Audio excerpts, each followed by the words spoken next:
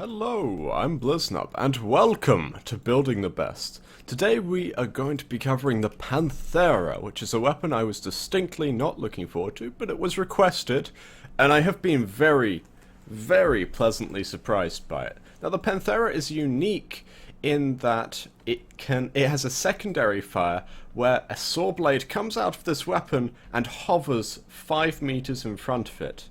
Now whilst using that secondary, the Panthera does not consume ammunition unless that saw blade is in contact with an enemy and in fact dealing damage. I've done a few tests on it and it appears, I may be wrong, it appears that it actually only uses ammunition in relevance to how much damage it does. So if you're just breaking boxes or killing, I don't know, maggots, fodder enemies, latchers, that kind of thing, it will actually use less ammunition than if you're attacking an enemy and grinding away at him. Of course, this is just how it appears, I may be wrong, but let's dive right in. Now the Panthera's base damage is awful, to put it bluntly. This thing uses 5 ammunition per shot, so its magazine size of 60, we can ignore that, and it has a base damage of 70, but the base damage on the actual secondary attack, which is what we're interested in, is 225. And it's purely slash damage, which is fantastic. It also appears that even though the status is 10% on this, the status per second on the secondary attack appears to be higher, but I couldn't find a figure on that, and I'm going to be honest, I don't actually know how to calculate status per second in this game without being able to see definitive numbers popping. But anyhow, so what we've gone for is a status build, and now this weapon, as it is incredibly ammo efficient, we have speed trigger on here, which I would normally never put on a duration weapon. But this weapon is so ammo efficient, the speed trigger is just a flat 60% buff to this thing's damage, and you're still not going to have to reload enough that it will make any difference. Now, of course, we have serration, heavy caliber, and split chamber, because with a status build on a slash weapon, we are of course wanting as much base damage as we can get.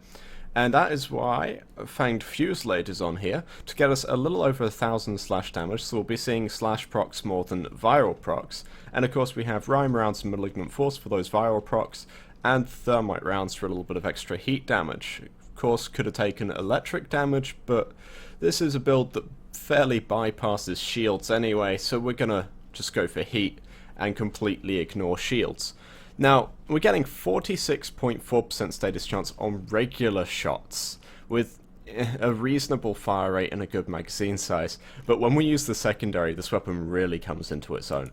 Very quick disclaimer, I'm going to turn down the in-game volume, but this weapon is deafening when you use the secondary. Well, not deafening. It's at a reasonable volume, it will not blow your eardrums out, but the sound, in my opinion, is annoying. And so I'm going to be turning the in-game sound down a few seconds into the video. I will of course let you hear how it is. Very quickly here, we are of course going up against Infested to truly test out the slash damage on this weapon, and there we can see this weapon just churning through these Infested. They really do not stand a chance against this kind of slash damage. And the only downside I can say about this weapon is that it's a little bit unfortunate that the blade cannot, the distance of the blade from you cannot be changed. Sinister Reach and Ruinous Extension do not work on this weapon. Okay, this is what it sounds like. 1 second please. And there we go. That should be a little more bearable.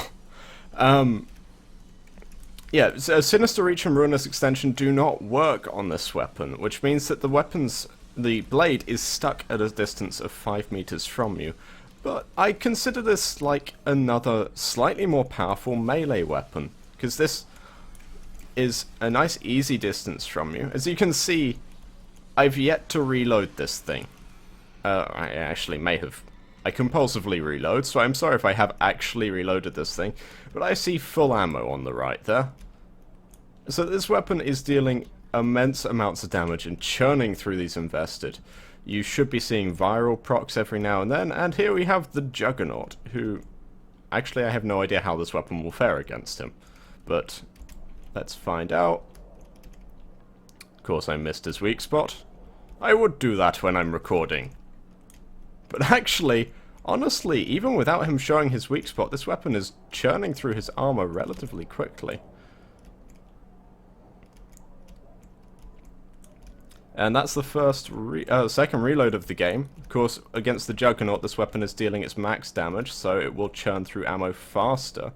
So we can see there I'm losing maybe 3 or 4 ammo a second, and the Juggernaut's dead. Not even a challenge for this weapon.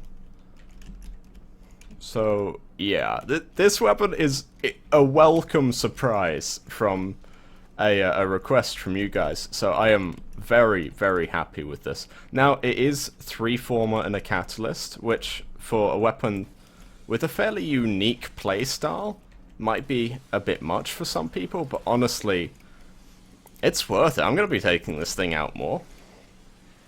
I'm going to be taking it to Tower 4 defenses and having people ask me, what on earth are you thinking? Why would you bring that here?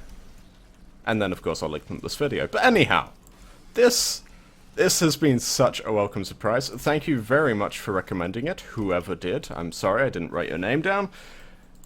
Please recommend me more. I have a lot on my docket at the moment, but I do love doing requests, and yeah, I want more. Thank you very much for watching. I'm Bliznub. This is the Panthera, which, I should say, it was requested because you build it from a mitre, and I believe it's built from a mitre and a haiku, just a regular haiku. So you can get rid of those weapons. Anyhow, thank you very much for watching. Please like and comment below, and subscribe if you want to see more. Thanks.